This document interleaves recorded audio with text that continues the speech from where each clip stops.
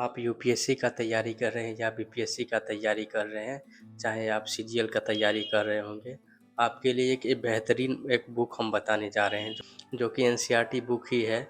और उसको आप कैसे यूज कर सकते हैं अपने एग्ज़ाम के लिए। उसका वेटेज भी बहुत ही ज़्यादा आजकल पूछा जा रहा है, क्योंकि हिस्ट्री ज्योग्राफी तो अभी सब पढ़ रहा है। और जो हम जिसका बात कर रहे हैं वो है साइंस। साइंस का सेक्शन जो एनसीईआरटी बुक के लाइन से ही पूछ दिया जाता है। अब एनसीईआरटी बुक के लाइन से पूछ दिया जाता है तो आपको पता ही नहीं रहता है क्वेश्चन आता कहाँ से। तो वो बुक है एनसीईआरटी का ही बुक है जो साइंस सेक्शन जो क्वेश्चन पूछता है। जैसे इस बार बीपीएससी में जो क्वेश्चन पूछा गया था, हम देखे थे उसका जो क्वेश्चन जो बायोलॉजी का पूछा गया था, उसमें से बहुत बच्चे छोड़ दिया था क्वेश्चन को, क्योंकि उसको समझ में ही नहीं आया। क्योंकि नोट्स आर में तो बेसिक्स जो पढ़ाता है वही क्वेश्चन आता है ना।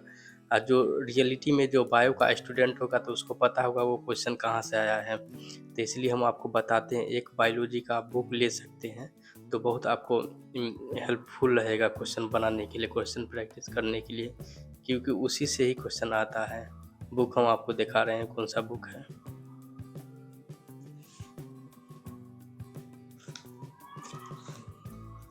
देखिए ये यही बुक है जिसके बारे में बातें। देखिए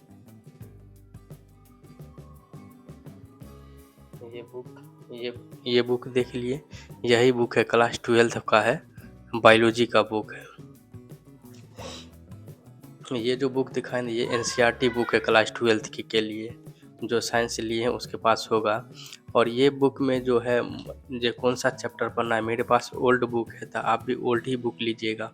ओल्ड बुक लीजिएगा तो ओल्ड बुक का बेनिफिट है, क्योंकि इकोसिस्टम जो इकोलॉजी का जो चैप्टर है तो उसमें से बहुत इंपॉर्टेंट है चैप्टर। लास्ट का जो चैप्टर होगा इकोलॉजी सेक्शन, उससे क्वेश्चन पूछा जाता है।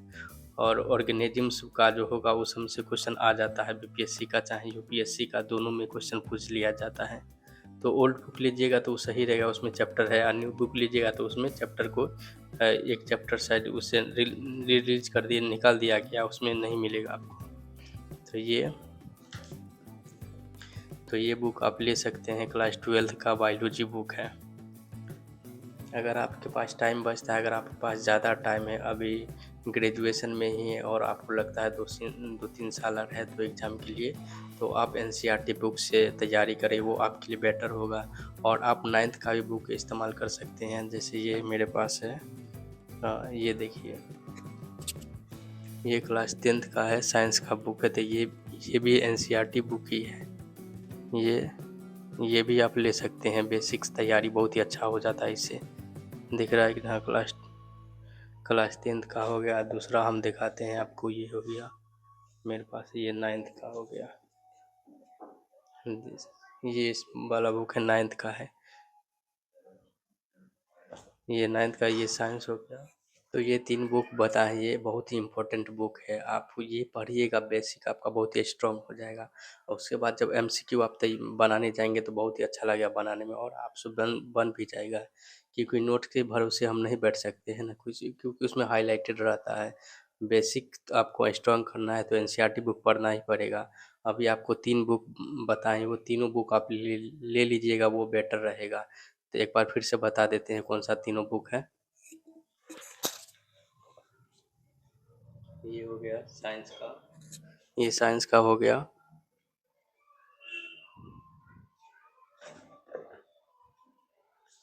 ये भी साइंस है 10th का। ये बायोलॉजी क्लास 12 बहुत पुराना हो गया, पढ़ते पढ़ते मतलब पूरा फट चिट गया है।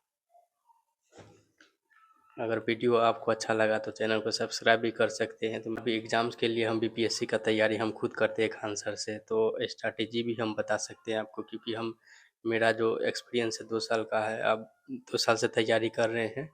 और जो ज्योग्राफी का नोट्स आ रहा है वो कैसे बनता है तो वो भी हम बता देंगे आपको। अगर कुछ भी पूछना होगा तो कमेंट करके पूछ सकते हैं, हम रिप्लाई दे देंगे। मिलते हैं नेक्स्ट वीडियो में, बाय बाय।